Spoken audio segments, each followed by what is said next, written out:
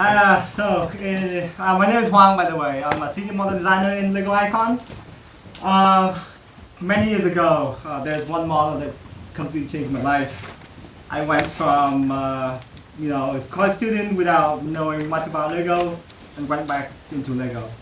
That model was a pet shop, so it was a modular building. And then I tried to apply to the job. I contacted the designers, which is Jenny Bride. I didn't get the job then, but somehow I made it here today.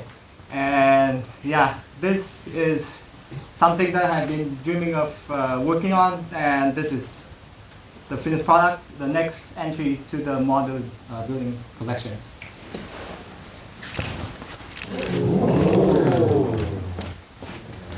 It is called the shopping street.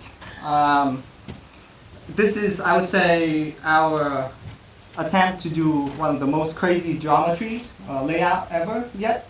A lot of the study we've done through in the past entries, like the boutique hotel, the assembly square. So this is kind of like, if you can imagine, those two modular have a child. This is it. I can just slowly spin it around for you guys. It started out as an idea that I had. I grew up in an alleyway, so to me it's something that's really precious to me, that maybe one day I could make a model that can really relate to. So I started with putting an alleyway in between and trying to make the angle works. And in this box, I'd like to show you guys, this is a rough floor plan. Wow. So it's quite interesting geometries you might see. A lot of this actually a known math that has been done before, but to fit into a 32 by 32 base plate is something that we're really proud of. Story-wise, I think there are so many little details and callbacks to the past modular buildings. For the second time, we were trying to incorporate the building crest into this hat. And for the first time ever, we have the twin girls in the modular building. So they're going into the shop and they're going to buy the first instrument for their marching band. So that will be part of the storyline. So on this side will be a store where they can buy all the instruments. And on this side we have a furniture store.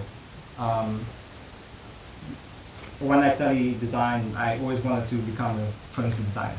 But somehow I didn't make it, but who knows, maybe in the future this is my chance to do that.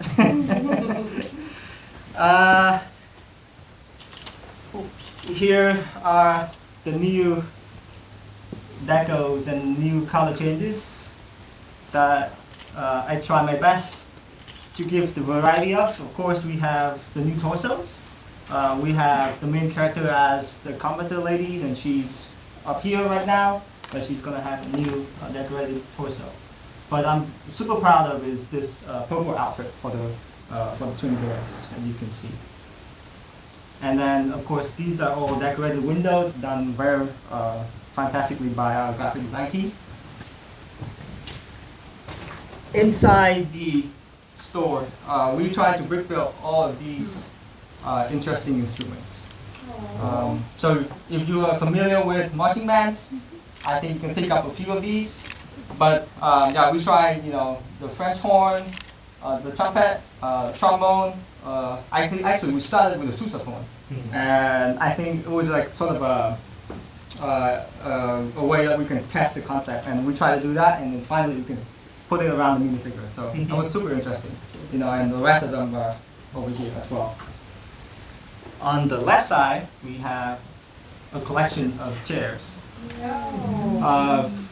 We, as a history of the modular building, we tried to build chairs, furniture out of regular bricks as many ways as possible, and I think this is a good chance for us to showcase that. And you see there's one missing one, of course, do not forget the classic Lego chair, which is also in here, but as you might see there is a sign that says sale. They got way too many of that. Of course, on the back, you can find that in the dumpster.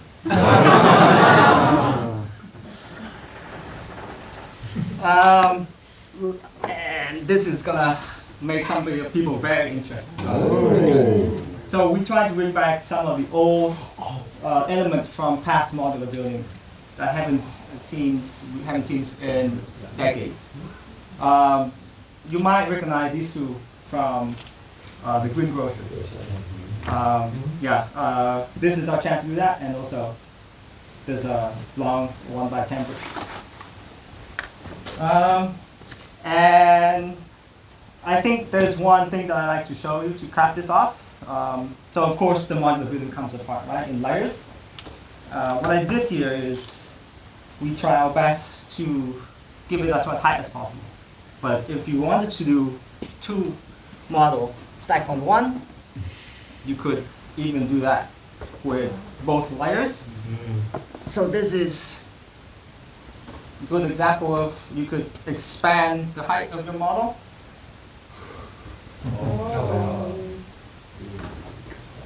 And just come up like that. And of course, this is something that is my little secret. We don't show this, but just for you guys. So this is like a door leads to nowhere, right? It's a problem that you could take this,